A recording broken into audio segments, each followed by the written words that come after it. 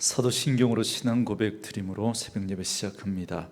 전능하사 천지를 만드신 하나님 아버지를 내가 믿사오며 그 외아들 우리 주 예수 그리스도를 믿사오니 이는 성령으로 잉태하사 동정녀 마리아에게 나시고 본디오 빌라도에게 고난을 받으사 십자가에 못 박혀 죽으시고 장사한 지 사흘 만에 죽은 자 가운데서 다시 살아나시며 하늘에 오르사 전능하신 하나님 우편에 앉아 계시다가 저리로서 산자와 죽은 자를 심판하러 오시리라. 성령을 믿사오며 거룩한 공회와 성도가 서로 교통하는 것과 죄를 사하여 주시는 것과 몸이 다시 사는 것과 영원히 사는 것을 믿사옵나이다. 아멘. 이 아침에 우리에게 주시는 하나님의 말씀은 잠언 21장 15절에서 31절 말씀까지, 잠언 21장 15절에서 마지막 31절 말씀까지입니다. 우리 말씀 찾으셨으면 한 목소리로 같이 읽습니다. 정의를 행하는 것이 의인에게는 즐거움이요 죄인에게는 패망이니라. 명철의 길을 떠난 사람은 사망의 회중에 거하리라. 연락을 좋아하는 자는 가난하게 되고 술과 기름을 좋아하는 자는 부하게 되지 못하느니라. 악인은 의인의 속전이 되고 사악한 자는 정직한 자의 대신이 되느니라. 다투며 성내는 여인과 함께 사는 것보다 광야에서 사는 것이 나으니라. 지혜 있는 자의 집에는 귀한 보배와 기름이 있으나 미련한 자는 이것을 다 삼켜 버리느니라. 공의와 인자를 따라 구하는 자는 생명과 공의와 영광을 얻느니라. 지혜로운 자는 용사의 성에 올라가서 그 성이 의지하는 방벽을 허느니라. 입과 혀를 지키는 자는 자기의 영혼을 환난에서 보존하느니라. 무례하고 교만한 자를 이름하여 망령된 자라 하나니 이는 넘치는 교만으로 행함이니라. 게으른 자의 욕망이 자기를 죽이나니 이는 자기의 손으로 일하기를 싫어함이니라. 어떤 자는 종일토록 탐하기만 하나 의인은 아끼지 아니하고 베푸느니라. 악인의 재물은 본래 가증하거든 하물며 악한 뜻으로 드리는 것이랴. 거짓 증인은 패망하려니와 확실히 들은 사람의 말은 힘이 있느니라. 악인은 자기의 얼굴을 굳게 하나 정직한 자는 자기의 행위를 삼가느니라. 지혜로도 못하고 명철로도 못하고 모략으로도 여호와를 당하지 못하느니라. 싸울 날을 위하여 마병을 예비하거니와 이김은 여호와께 있느니라. 아멘. 오늘은 함께 읽으신 잠언 21장 15절에서 31절 말씀을 중심으로 공의와 인자를 따라라는 제목의 말씀으로 잠시 은혜를 나누겠습니다.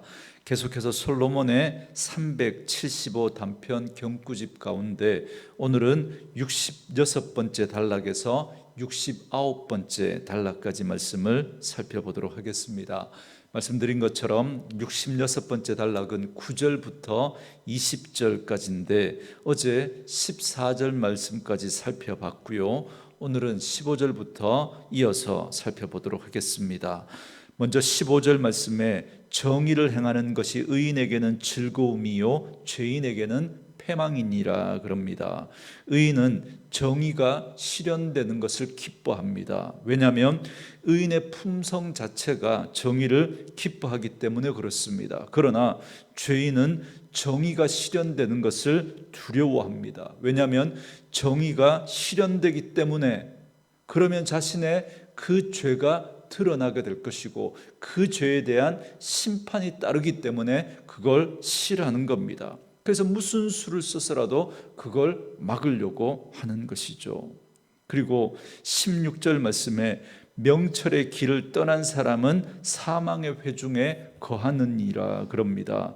명철의 길은 하나님을 경외하며 하나님의 뜻 가운데 선하고 의롭게 살아가는 삶을 말합니다. 그런데 15절 말씀처럼 정의를 행하는 걸 두려워하는 자들, 그러한 자들은 명철의 길에서 떠난 자들입니다. 이러한 자들은 사망의 회중, 그러니까 결국 하나님의 심판을 받게 될 그 사람들 가운데 거하게 되고 마침내 그 하나님의 심판을 피할 수 없게 되는 것입니다.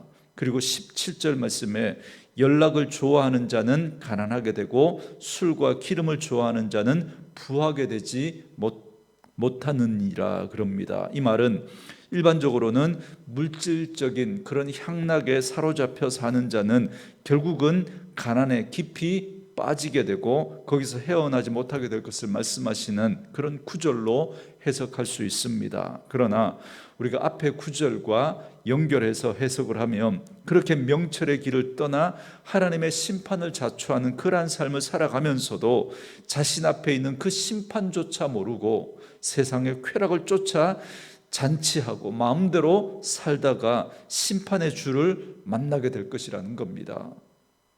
그리고 18절 말씀에 악인은 의인의 속전이 되고 사악한 자는 정직한 자의 대신이 되느니라 그럽니다. 세번역 성경에 보면 악인은 의로운 사람 대신에 치르는 몸값이 되고 사기꾼은 정직한 사람 대신에 치르는 몸값이 된다, 이렇게 번역을 하고 있습니다. 그러니까 우리가 살아가는 현실은 비록 악인이 득세하는 것 같지만 결국은 악인은 패망하게 될 것입니다. 그리고 그 악인들의 몸값으로 의인들이 살게 될 것을 말씀하시는 내용입니다. 그리고 19절 말씀은 앞에 9절과 중복되는 그런 말씀인데요, 행복은 물질에 있는 것이 아님을 다시 한번 말씀합니다. 가난할지라도 슬기롭고 지혜로운 배우자와 사는 것이 행복이라는 것을 다시 한번 말씀하고 있습니다. 그리고 20절 말씀은 지혜 있는 자의 집에는 귀한 보배와 기름이 있으나 미련한 자는 이것을 다 삼켜버리느니라 그럽니다. 지혜 있는 자는 부유하게 될 것을 말씀합니다. 반면에 미련한 자는 그 있는 재물을 다 삼켜버린다 그럽니다.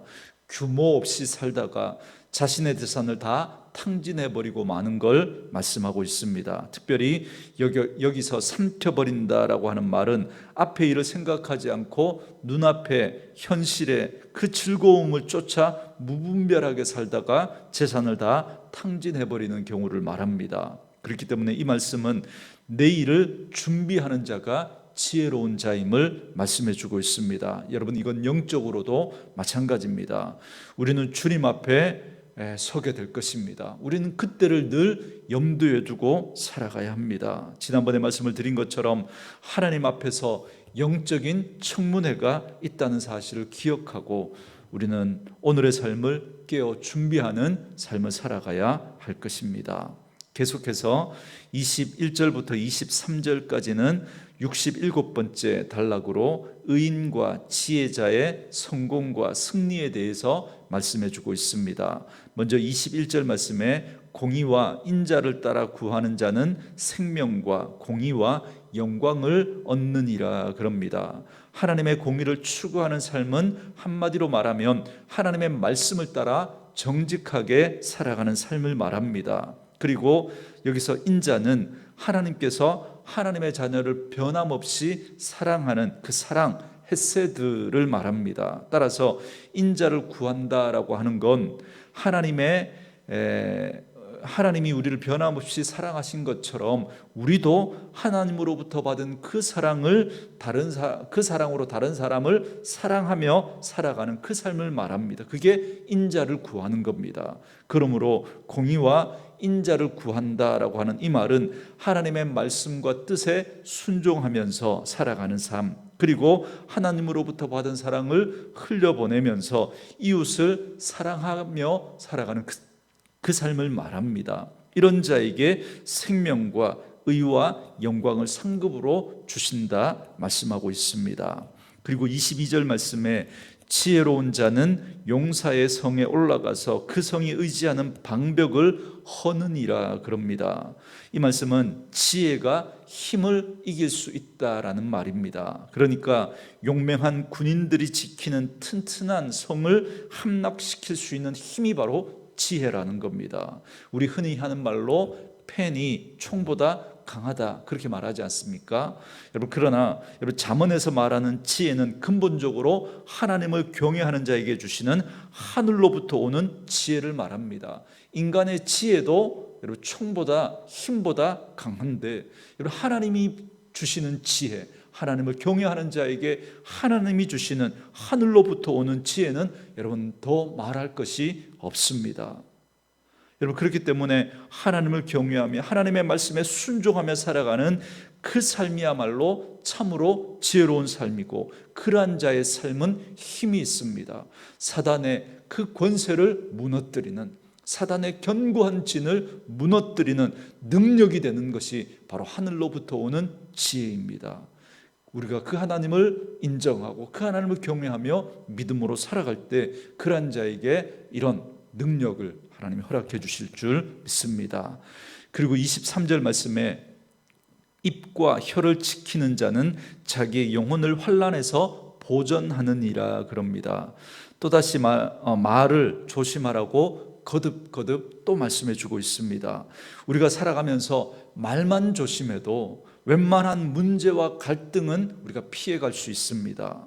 왜냐하면 대부분의 문제가, 대부분의 갈등이 이 말에서, 이 입에서부터 시작되기 때문에 그렇습니다. 우리는 이처럼 말의 지혜에 관한 성경의 말씀을 수도 없이 들으면서도 우리의 입술을 잘 지키지 못하는 그런 어리석음을 우리는 범할 때가 얼마나 많습니까? 다시 한번 이 말씀을 마음에 담고 우리의 입과 혀에 파수꾼을 세우고 해야 할 말과 하지 말아야 할 말을 잘 분별하며 살아가는 그런 저와 여러분 되어줄 수 있기를 주의 이름으로 축원합니다.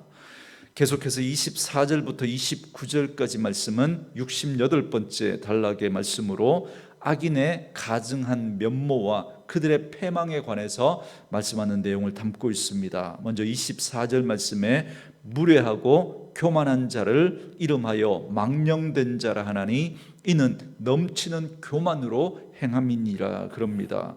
망령된 자는 하나님을 무시하고 하나님을 업신여기는 자를 말합니다. 그러므로 사람에게 무례하게 행하는 교만한 사람은 결국 하나님을 무시하기 때문에, 하나님을 인정하지 않고 하나님을 업신여기기 때문에 사람에게 자연스럽게 그렇게 나타날 수밖에 없습니다. 하나님을 업신여기는데 사람들에게는 오죽하겠습니까? 그래서 하나님 무시하는 사람은 당연히 사람 무시하고 사람에게 함부로 거칠게 그렇게 대할 수밖에 없는 것이죠. 그러한 자가 교만한 자이고 그러한 자가 망령된 자라고 말씀하고 있습니다. 그러나 하나님을 믿는 우리 성도는 그럴 수 없는 거죠. 왜요? 하나님을 인정하기 때문에, 하나님이 보고 계신다는 걸 알기 때문에 그럴 수 없는 겁니다. 그래서 우리는 사람에게 함부로 무례하게 할 수 없고 교만할 수가 없는 것이죠. 그리고 25절에서는 게으른 자의 욕망이 자기를 축이나니 이는 자기의 손으로 일하기를 싫어함이니라 그럽니다. 여러분, 욕망은 어떤 것에 대한 강한 집착을 의미합니다. 그런가 하면 육신의 정욕이나 탐심을 욕망이라고 말하기도 합니다. 여러분, 오늘 본문에서 말하는 욕망은 어떤 거냐면 일하지 않고 살기를 바라는 그 마음, 그 욕심을 바로 이 욕망으로 표현하고 있습니다. 그러니까 불로소득으로 놀고 먹고 그렇게 살아가는 삶을 바라고 꿈꾸는 것, 그것 자체가 잘못된 욕망이라는 겁니다. 성경은 노동을 귀한 것으로 여깁니다. 그런데 그렇게 일하지 않고 그냥 놀고 먹기를 바라는 그 잘못된 욕망은, 그것은 결국 자기를 죽이는 것이다 라고 말하고 있습니다. 그리고 26절 말씀에 어떤 자는 종일토록 탐하기만 하나 의인은 아끼지 아니하고 베푸느니라 그럽니다. 사람에게는 누구나 다 크든 작든 탐심이 있습니다. 그런데 어떤 사람은 그걸 제어하지 못하고 온통 그 탐심에 매여서 탐욕이 가득한 인생을 살아갑니다. 반면에 아낌없이 자기의 소유를 나누는 그런 의인이 있습니다. 대가를 요구하지 않고 필요를 따라 나누고 공급해 주는 그러한 자들이 있습니다. 이러한 자들이 바로 의인입니다. 저는 우리 사랑하는 온누리 교회 가운데 이런 분들이 있다는 것이 너무너무 감사합니다. 여러분 시편 112편 9절에서는 그가 재물을 흩어 빈궁한 자들에게 주었으니 그의 의가 영구히 있고 그의 뿔이 영광 중에 들리리로다, 그렇게 말씀하고 있습니다. 이러한 자에게 바로 그런 은혜와 축복이 있는 줄 믿습니다. 27절 말씀에 악인의 재물은 본래 가증하거든 하물며 악한 뜻으로 드리는 것이랴 그럽니다. 여러분 이 구절은 잠언 15장 8절 말씀과 유사합니다. 악인의 제사는 여호와께서 미워하셔도 정직한 자의 기도는 그가 기뻐하시느니라 라고 하는 이 말씀과 굉장히 유사하죠. 여러분 이 말씀은 하나님이 원하시는 방법이 아닌 오직 자신의 유익을 위해서 드리는 그 재물의 폐단을 말씀하고 있는 겁니다. 여러분 누누이 말씀을 드리지만 사람은 드러난 행위와 결과만 보지만 하나님은 중심을 보십니다. 우리의 숨은 그 의도와 동기까지 다 아시는 분이 우리 하나님이십니다. 그렇기 때문에 우리의 모든 신앙의 행위, 우리가 믿음으로 행하는 그 모든 행위들은 하나님의 은혜와 하나님의 사랑에 대한 반응이어야 합니다. 하나님으로부터 받은 것에 대한 자연스러운 반응으로 하는 것이어야 합니다. 그런데 그게 아니라 계산이 깔린 재물이라면 그건 가인이 드린 그 재물과 다를 바가 없다는 겁니다. 하나님이 받으실 수가 없다는 거예요. 그런데 여러분 우리가 축복을 받기 위해서 아니면 직분을 얻기 위해서 그래서 드리는 재물이라면, 그래서 드리는 어떤 헌금이라면, 그런 어떤 의식된 행동이라면 그건 하나님 앞에서 아무런 의미가 없습니다. 아니 하나님이 오히려 그걸 악하다고 말씀합니다. 악인이 드리는 그 재물도 하나님이 받을 수 없는데 악한 의도로 드리는 그 재물이야 말할 게 없다고 지금 말씀하고 있는 거예요. 그리고 28절 말씀에 거짓 증인은 패망하려니와 확실히 들은 사람의 말은 힘이 있느니라 그럽니다. 여러분 하나님 앞에 거짓말은 통하지 않습니다. 거짓말은 언젠가 드러나게 되고 결국에는 그를 패망의 길로 이끌게 될 것입니다. 반대로 자신이 보고 들은 것을 진실되게 말하는 그 사람의 말은 힘이 있다 그럽니다. 여러분 여기서 힘 있다는 말은 탁월하다, 영원하다 그런 뜻입니다. 그런 의미에서 하나님의 말씀을 전하는 저와 같은 이 설교자들은 특별히 이 말씀을 더 주의해서 들어야 합니다. 설교는 하나님의 말씀을 증거하는 것 아니겠습니까? 물론 거짓 선지자와 같이 그야말로 거짓된 증거를 하는 사람들은 여러분 두말할 것도 없습니다. 그들은 하나님의 무서운 심판을 받아서 결국에는 패망하게 되겠지만, 그러나 하나님의 말씀을 읽고 묵상하고 연구하고 깨닫고 경험하지 못한 그 말씀을 전하면 여러분 그게 힘이 있을 수가 없는 거예요. 똑같은 말을 하는데 그 말씀이 가슴에 남지 않는 겁니다. 그러므로 우리는 하나님의 말씀을 읽고 묵상하는 가운데 깨달은 은혜, 하나님께서 들려주시는 그 음성을 우리가 듣고 그렇게 그 말씀이 전해질 때 그때 그 말씀이 힘이 있고 능력이 있는 것이죠. 저는 저와 여러분에게도 이 은혜가 있기를 원합니다. 우리가 하는 말 한마디 한마디가 힘이 있으려면 우리가 하나님으로부터 들은 그 말씀이 깨달아져야 되고 들려져야 합니다. 오늘도 말씀으로 이 하루를 시작하는 저와 여러분에게 이 은혜가 있기를 주의 이름으로 축원합니다. 그리고 29절 말씀에 악인은 자기의 얼굴을 굳게 하나 정직한 자는 자기의 행위를 삼가느니라 그럽니다.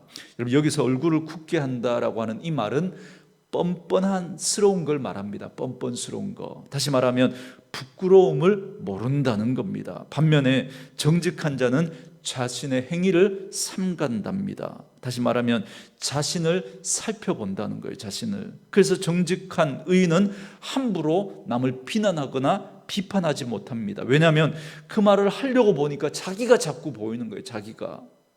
그런데 악인은 자기를 보지 못하는 거예요. 그러니까 남을 비판하고 비난하고 정죄하는 말을 함부로 할 수가 있는 거예요. 자기를 보지 못하니까. 우리 흔히 하는 말로 내로남불이라는 말이 있지 않습니까? 내가 하면 남이 하면 내가 하면 로맨스고 남이 하면 불륜이라고, 자기를 보지 못하니까 그렇게 말하는 거죠. 그래서 나의 잘못을 보지 못하고 남의 허물을 들추어 내기에 바쁩니다. 어쩌면 우리 모두는 정말 얼굴이 뻔뻔한 그런 악인인지 모르겠습니다. 오늘도 말씀으로 이 하루 우리의 모습을 살펴보는 지혜가 있기를 원합니다. 마지막 30절에서 31절 말씀은 69번째 말씀으로 우리 인생에 대한 하나님의 절대 주권에 대해서 말씀하고 있습니다. 먼저 30절 말씀은 인간의 어떤 지혜와 명철과 모략으로도 하나님을 결코 당해낼 수 없음을 말씀하고 있습니다. 그렇기 때문에 우리가 승리하는 길은 하나님 편에 서는 것입니다. 그리고 31절 말씀에 싸울 날을 위하여 마병을 예비하거니와 이김은 여호와께 있느니라 그럽니다. 전쟁을 위해서 군사력을 비축하고 또 아무리 그렇게 전쟁을 준비해도 승리는 하나님에게 있음을 말씀하고 있습니다. 오늘 우리들도 마찬가지입니다. 우리가 아무리 준비하고 열심히 노력한다고 해도 그 성패의 열쇠는 하나님께 있다는 사실을 우리가 알아야 합니다. 물론 우리가 노력하고 준비하고 실력도 갖춰야 합니다. 그렇지만 하나님께서 그 일의 성패에 키를 쥐고 계신다는 사실을 우리는 절대로 잊어서는 안 될 것입니다. 여러분, 오늘도 우리는 잠언의 말씀을 통해서 비슷한 말씀을 계속 반복해서 듣고 있습니다. 혹시 여러분 이 말씀이 잔소리처럼 들리시는 분이 혹시 계십니까? 혹시 그렇다면 여러분 29절의 말씀처럼 우리의 얼굴이 굳어져서 그런 것 아닙니까? 혹시 우리가 하나님 앞에서 너무 뻔뻔해져 버린 것 아닙니까? 오늘도 하나님의 말씀이 들려지는 은혜가 있기를 원합니다. 그래서 큰 말씀 앞에서 자신의 모습을 돌아보는 지혜가 있기를 원합니다. 하나님은 겉으로 드러난 우리의 행위만 보는 게 아니라 우리의 중심을 보십니다. 우리의 숨은 동기와 의도까지 다 하나님은 아십니다. 그 하나님 앞에서 날마다 우리의 모습을 돌아보고 우리의 믿음의 모든 삶이 하나님으로부터 받은 은혜와 사랑에 대한 반응이기를 원합니다. 그러니 무슨 일이 있어도 우리는 하나님으로부터 받고 살아가야 합니다. 하나님의 그 은혜를 놓쳐버리면, 하나님으로부터 받는 것이 없으면 그 순간 우리는 교만해지게 되고 딱딱해지게 되고 자신을 보지 못하게 됩니다. 그래서 우리에게 은혜가 필요하고 주님 없으면 안 되는 것입니다. 오늘도 그 은혜로 살아가는 저와 여러분 되어줄 수 있기를 주님의 이름으로 축원합니다. 오늘 주신 말씀 생각하면서 이 찬양 들으시면서 우리 하나님 앞에 기도한 시간 갖도록 하겠습니다.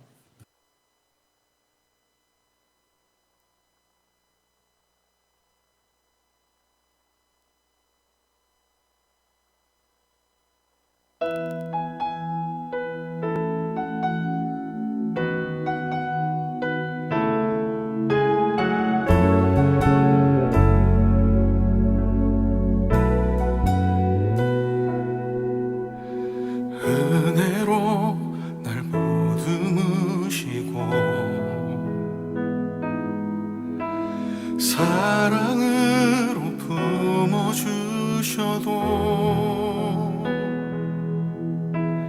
내 마음 한 자락도 지키지 못하는 이 모습 부끄럽습니다. 따스한 곁을 내어주신 주님 앞에 나갑니다. 표현 못할 긍휼로 나를 붙드시는 주 이름만 바라봅니다. 매일 마주와 슬픔을 견뎌나가며 예수의 마음을 닮아가네. 두려운 걸음마다 주가 동행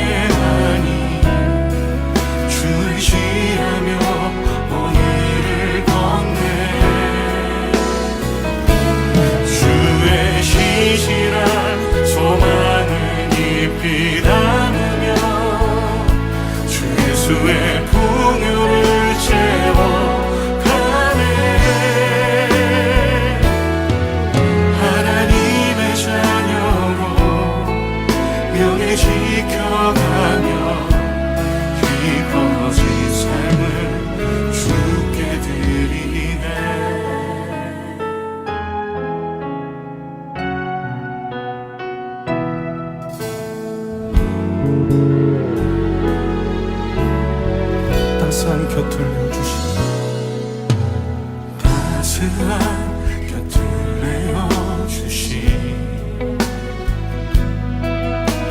주님 앞에 나갑니다.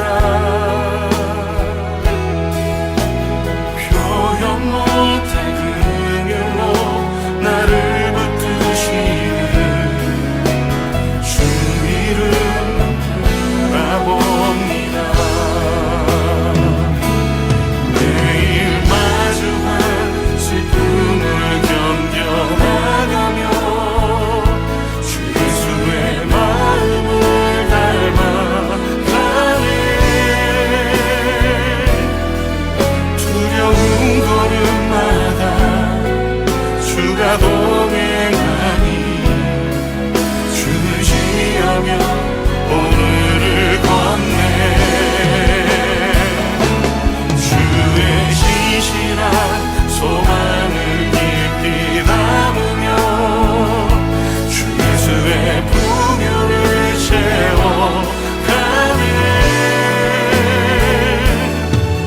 하나님의 자녀로 명예 지켜가며 깊어진 삶을 주께 드리네. 매일 마주한 슬픔을 견뎌나가며 주 예수의 마음을 닮아가네. 두려운 걸음마다 주가 동행하니 주를 지하며 오늘을 건네. 주의 신실한 소망을 깊이 담으며 주 예수의 풍요를 채워가네. 하나님의 자녀로 명예 지켜가며 깊어진 삶을 주께 드리네. 매일 마주한 슬픔을 견뎌나가며 주 예수의 마음을 닮아가네. 두려운 걸음마다 주가 동행하니 주를 지하며 오늘을 건네.